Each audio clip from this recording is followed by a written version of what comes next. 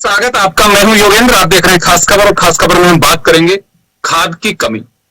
लंबे समय से इस बात को लेकर के चर्चा की जाती है, लेकिन सहम आग का खेल राजनीतिक दलों के बीच चलता है। कोई कहता है कि राज्य सरकार मैनेज नहीं कर पा रही, एक पार्टी लगाती है केंद्र से आपूर्ति नहीं हो पा रही, लेकिन फीस कौन रहा है? किसान। किसान को जरूरत इस वक्त खाद की है। ये फसल का वो टाइम है जिसमें खाद की सबसे ज्यादा जरूरत होती है, क्योंकि इसके बाद जब कोहरा होगा उस समय कहा जाता है कि पाला पड़ने की जो संभावना बनती है, लेकिन ये एक मजबूत वक्त होता है किसान के लिए फसल को और बेहतर बनाने का। अगर फसल, क्योंकि हमारी जमीनें अब उस स्थिति में आ गई, अगर आप खाद नहीं डालेंगे तो आपकी फसल फसल जो है वो आपकी डेवलप नहीं हो पाएगी।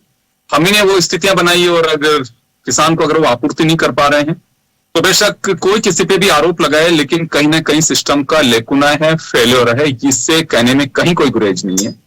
बीजेपी कांग्रेस पे आरोप लगाती है, कांग्रेस बीजेपी पे लगाती है।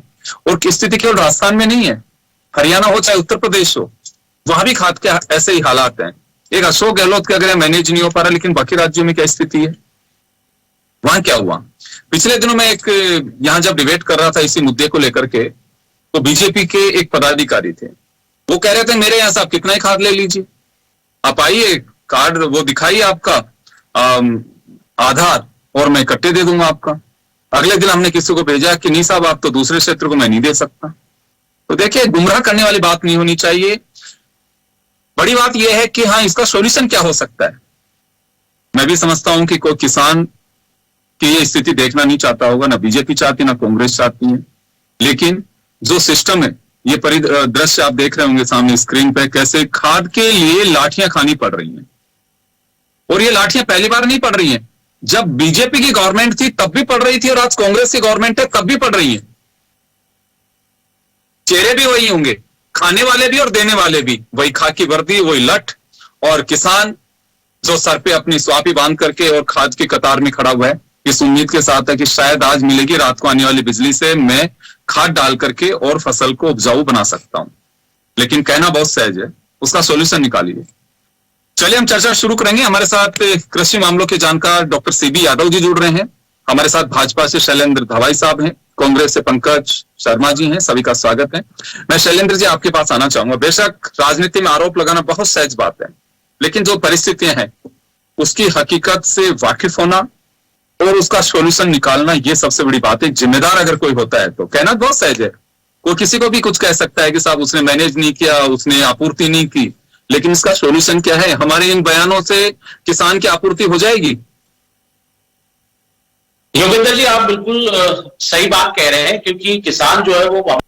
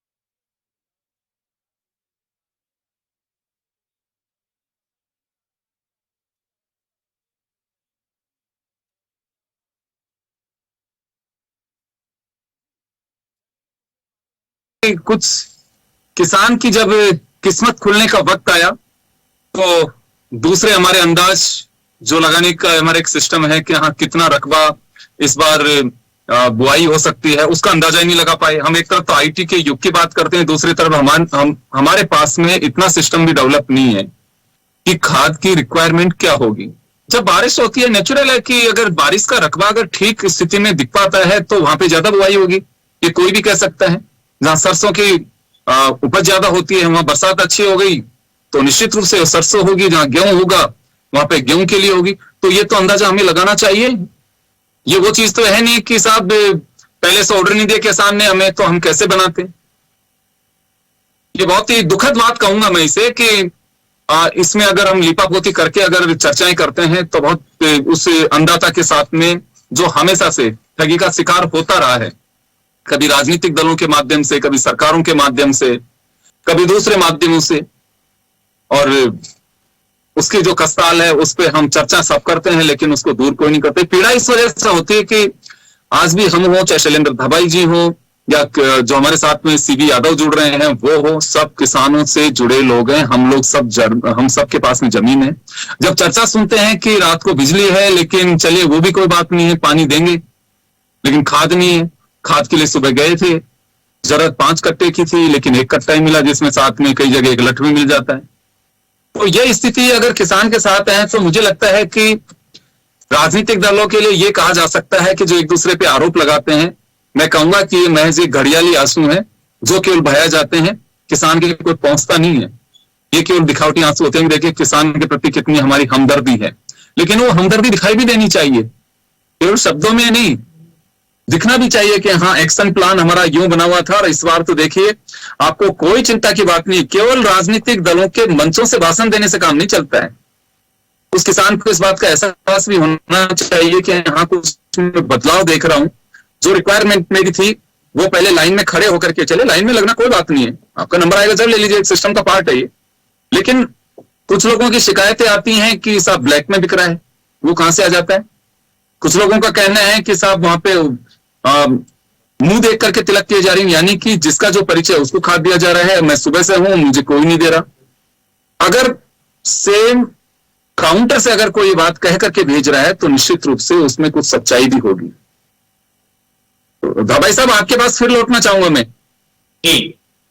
तो ये कुछ ऐसी परिस्थितियां हैं, मुझे लगता है कि आप लोग भी इससे अछूते नहीं होंगे। निश्चित रूप से आप भी किसान पुत्र हैं, देखते भी होंगे। ये केवल आरोप तो देखिए आज कोई किसी पे भी लगा सकता है। आप एक कांग्रेस के साथी जो जुड़ने वाले हैं उनके कोई टेक्निकल फॉल्ट है, वो जुड़ नहीं पा रहे हैं, वो भी लगा सकते हैं, आप उन पे लगा सकते हैं। कोई तीसरा अगर जुड़ेगा किसी राजनीतिक दल से वो भी लगा सकता है। लेकिन इन आरोपों के तहत हमें देखिए, क्योंकि हम चर्चा उस धरती पुत्र की कर रहे हैं जिसको हम अन्नदाता भी कहते हैं, उसकी चर्चा कर रहे हैं। और अगर वास्तव में केवल हम आरोप प्रत्यारोप में उलझ करके रह जानते हैं तो मुझे लगता है कि नाइंसाफी है ये।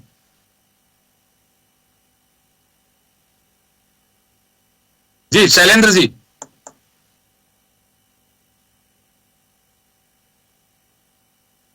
तो चलिए, ये कुछ ऐसी स्थितियां हैं, कुछ तकनीकी खामी के कारण कुछ गेस्ट हमारे साथ जुड़ नहीं पा रहे हैं अभी, उन्हें हम जोड़ने की कोशिश कर रहे हैं।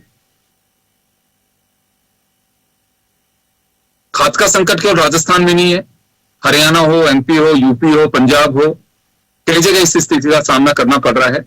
केवल यह हम ये कह करके चलेंगे केवल एक राज्य में स्थिति है, नहीं, एक में नहीं है। ये कहीं ना कहीं हमारे को सिस्टम का फेलियर है जिसे दुरुस्त करने की आवश्यकता है। अब वो सिस्टम में कैसे दुरुस्त हो, ये सरकारों में बैठे नुमाइंदे जो हैं वही कर सकते हैं। तो मैं जो आपसे सवाल कर रहा था सर, वो मेरा सवाल सीधा सा है कि देखिए आरोप प्रत्यारोप को किसी पे भी लगा सकता है, बहुत सहज बात है, लेकिन सॉल्यूशन होना चाहिए उसका कि हम उसका निराकरण कैसे कर सकते हैं। तकलीफ आपको भी होती होगी, निश्चित रूप से आप भी किसान पुत्र हैं। हमारी आज भी 70% जो लोग हैं वो किसी न किसी माध्यम से हम एग्रीकल्चर पे डिपेंड है। केवल खाने की बात नहीं है, वो चाहे आप हो, चाहे आपका रिलेटिव हो, चाहे दूसरा, आज आप बेशक आप लॉयर हैं, लेकिन आज भी गांव आना जाना, आपकी खेती बाड़ी, वो तो सब कुछ होगी। तो तकलीफ तो हर व्यक्ति को ही है, उसका निराकरण क्या हो सकता है। आरोप तो सहज बात है।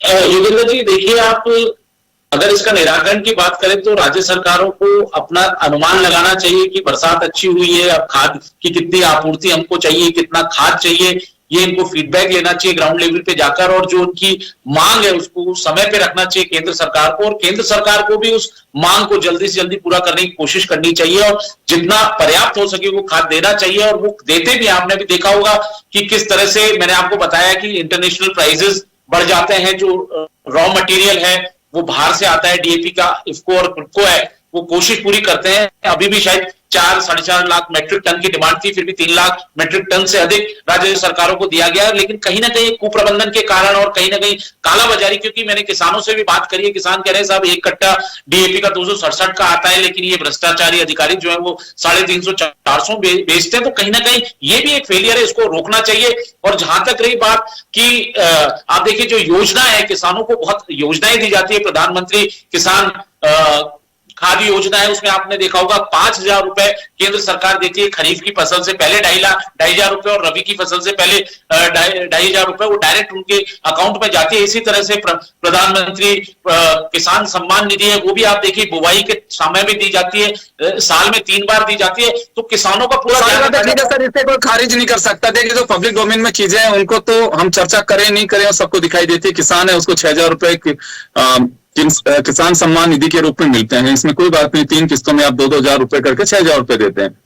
खाद योजना के तहत भी 2,500 रुपए मिलते हैं, उसपे सब इनको खाद खरीदने के लिए किसानों को खरीफ की फसल बुआई से पहले और रबी की फसल बुआई से पहले दिए जाते हैं 2,500 रुपए भी प्रधानमंत्री किसान खाद योजना के तहत।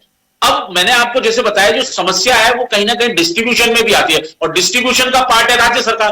राज्य सरकार ही डिमांड भेजती है, जो कृषि विभाग है राजस्थान का कृषि मंत्रालय, वो डिमांड भेजता है कि हमको इतना खाद चाहिए, एक अनुमान से वो सर्वे प्रॉपर कराएं, उस सर्वे में कितना उनको खाद चाहिए मैंने आपको बताया, वो भेजेंगे तो केंद्र सरकार निश्चित तौर पे अलॉटमेंट करती है, फिर वहां से वो खाद आता है, और कहीं समस्याएं आती है तो उसमें हम बाहर से भी खाद जो मंगाते हैं, कई बार पूरी की पूरी खाद, यहाँ रॉ मटेरियल मंगाने की जगह अगर कभी परेशानियां आती है तो बना बनाया खाद इंपोर्ट करा जाता है, और वो फिर किसानों में तुरंत बांटा जाता है। आपने देखा होगा भी किस तरह से राजस्थान में जब समस्या आई तो ओम बिरला जी हमारे माननीय अध्यक्ष हैं, लोकसभा के स्पीकर हैं, तो उन्होंने भी अपने देखा क्षेत्र में जाके और वहां पर अधिकारियों से बात करी और उस तरह से उनको हल कराया, और अब रेक्स आनी शुरू हो गई। और अब इस तरह से हम पूरा जो प्रतिनिधि, जनप्रतिनिधियों को भी ध्यान रखना पड़ेगा अपने अपने क्षेत्रों में कि भाई क्या समस्या है, खाद क्यों नहीं पहुंची या नहीं पहुंची, और नहीं पहुंची तो उनको मॉनिटरिंग करके वहां पहुंचाना चाहिए। ये तमाम बातें हैं, आपने देखा होगा गंगानगर हो, दौसा हो,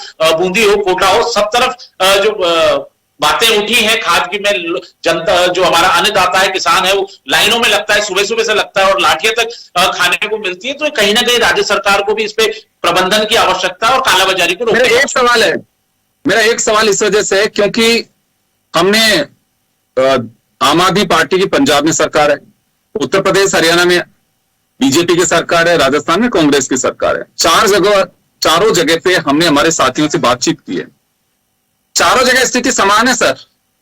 मैं इसी वजह से एक सरकार को कटघरे में खड़ा नहीं कर रहा हूं, सभी जगह। तो सिर्फ मैं इस वजह से इन चारों जगह पे जहां पे गवर्नमेंट है, हम लोगों ने वहां डिटेल में बातचीत की है। वजह साफ है कि ताकि सबको बताया जा सके कि एक राज्य की समस्या नहीं है ये, कई राज्यों में, एमपी में भी ये प्रॉब्लम आ रही है।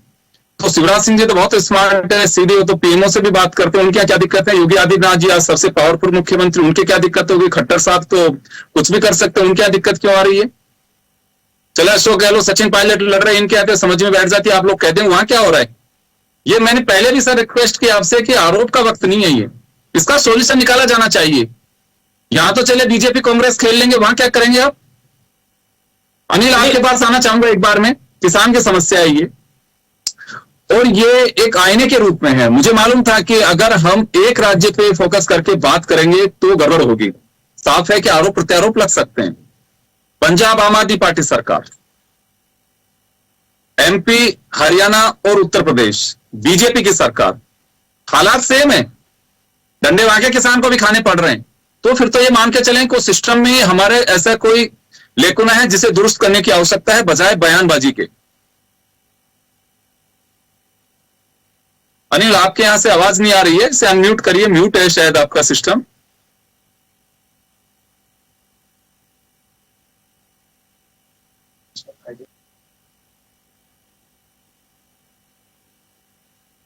आपकी आवाज नहीं आ रही है, चलिए मैं आगे कंटिन्यू करूंगा। तो ये जो दृश्य हम देख पा रहे हैं, मुझे लगता है किसी की भी आंखों, चाहे राजनीतिक दलों के से ताल्लुक रखते हो, चाहे मीडिया से रखते हो, कोई भी हो, ये तस्वीरें कोई नहीं देखना चाहेगा कि, और मुझे ऐसा लगता है कि पुलिस वाले भी नहीं चाहेंगे ऐसा, क्योंकि वो भी किसी न किसी किसान से जुड़े हैं। आप ये देखिए, 2 लट्ठे एक हाथ में है और उसी से सुताई हो रही है। वो खाद लेना है, उसको मालूम थोड़ी था कि मुझे लाठियां खानी पड़ेंगी। ये दुर्भाग्यपूर्ण स्थितियां कहूंगा मैं इसे।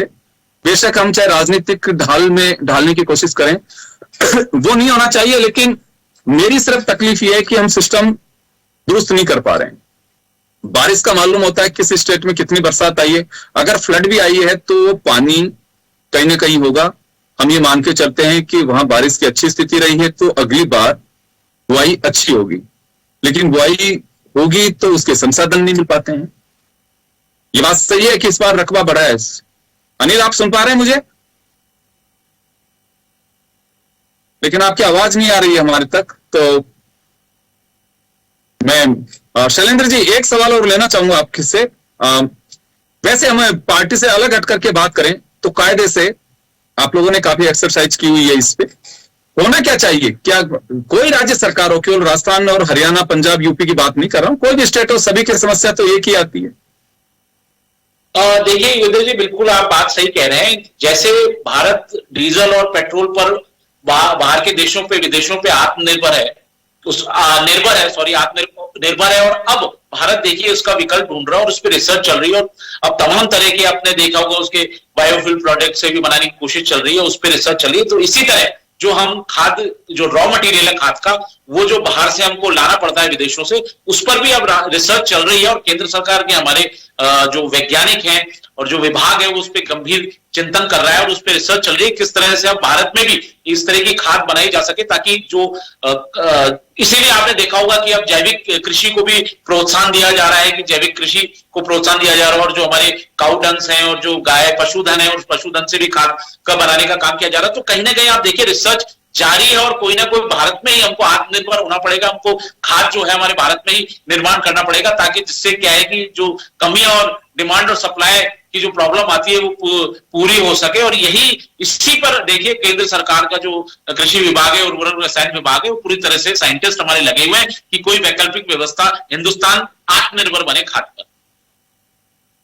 देखिए, कोशिश तो हर गवर्नमेंट के हिसाब से की जाती है। पिछली बार सरकार ने नीम कोटेड यूरिया की भी कोशिश की। अभी ये सुन रहे हैं कि माइक्रो या यूरिया कोई आ रहा है, लिक्विड यूरिया, उसको मिला दीजिए, उससे वो चल रहा है। लेकिन उसके लिए, हाँ, उसके लिए कहा जा रहा है कि सक्सेसफुल नहीं है। अभी मैं किसी से, किसान से बात कर रहा था पिछले दिनों, जब हमारे साथ में रामपाल जाट जुड़े थे, तब भी ये बात सामने आई थी कि वो प्रयास तो ठीक है, नीम कोटेड भी हुआ था, लेकिन कहीं ना कहीं हमें ये चेक एंड बैलेंस वाली जो स्थिति बनती है, या कहूं कि डिमांड एंड सप्लाई की जो स्थिति बनती है, उस पर कहीं फोकस करना पड़ेगा। और वो तभी संभव है कि उसमें आपको स्मार्ट तंत्र विकसित करने की आवश्यकता है। पटवारी हो, चाहे आपके ग्राउंड जो रूट पे हैं, जिनसे हमें कहते हैं कि आज फसल खराब हो गई तो देखने कौन जाएगा, जो लोग देखने जाते हैं उन्हीं से कुछ इस टाइप की गिरदावरी करा के, या फिर किसी भी जरिए कि हाँ साहब यहाँ पे बारिश अच्छी हुई है, इस बार किसान ये बो सकते हैं। हम, ये बड़ी एक अजीब बात है कि हम ये तो अंदाजा सर्वे करके लगवा लेते हैं कि सरकार हमारी बन रही है कि नहीं बन रही है, हमारे कितने एमएलए जीतेंगे नहीं जीतेंगे, लेकिन ये अंदाजा कोई नहीं लगा पाता है। तंत्र इतना बड़ा, पटवारी हैं, ग्राम सेवक हैं, सरपंच हैं, लेकिन ये कोई सिस्टम डेवलप नहीं कर पाया कि हाँ हम ये पता कर लगा लें यहाँ पे अब की बार बारिश अच्छी हुई है तो गेहूं की फसल होगी कि सरसों की फसल होगी। किसान तो बहुत भोला है, उससे कोई भी पूछ सकता है कि अब की बार मूड क्या है भाई, इस गांव में या इस क्षेत्र में सरसों का ज्यादा रहेगा, गेहूं का रहेगा, कि दूसरी फसल का रहेगा, तारामीरा का रहेगा, लेकिन कोई सिस्टम डेवलप नहीं है। सिस्टम सिर्फ और सिर्फ एक डेवलप होता है कि हमें बूथ मजबूत करना है और वहां तक वोटर को लेके जाना है, उससे वोट डलवाना है, और उसके बाद में हमारी सरकार बने। फिर चेहरे बदलते हैं, सिस्टम सारा वही रहता है, वही ढाक के 3 पात, किसान को आंसू बहाने हैं वो बहाता रहेगा, कोई होना जाना नहीं है। मेरी सबसे गुजारिश है राजनीतिक दलों से, आप सिस्टम डेवलप करिए, वो किसान के साथ छलावा मत करिए। वो भी किसी दिन तो अपनी एक एक्सट्रीम जब पोजीशन आएगी उससे बाहर निकलने की कोशिश करेगा। सहन शक्ति किसी की भी जवाब दे सकती है। मैं उकसा नहीं रहा हूं, लेकिन मैं गुजारिश करूंगा सभी राजनीतिक दलों से कि वो सिस्टम डेवलप करिए जो किसान को लाठियां नहीं खानी पड़े। वो कोई युद्ध लड़ने थोड़ी जा रहा है, वो बेचारा अपने हक की लड़ाई लड़ने के लिए जा रहा है। मुझे खाद दे दीजिए, पैसे दे रहा है, वो उसका अधिकार है ये, और गवर्नमेंट्स की ड्यूटी है कि वास्तव में उसकी आपूर्ति करें। लेकिन नहीं, ये हो नहीं सकता। मैं माफी चाहूंगा, समय का अभाव, मैं रोकना चाहूंगा तमाम अतिथियों को। और कुछ तकनीकी खामी रही है, हमारे साथ 2 गेस्ट नहीं जुड़ पाए, उसके लिए सॉरी। और चलिए शैलेंद्र जी, आपका बहुत बहुत शुक्रिया। खास खबर में इतना ही, दीजिए इजाजत, नमस्कार।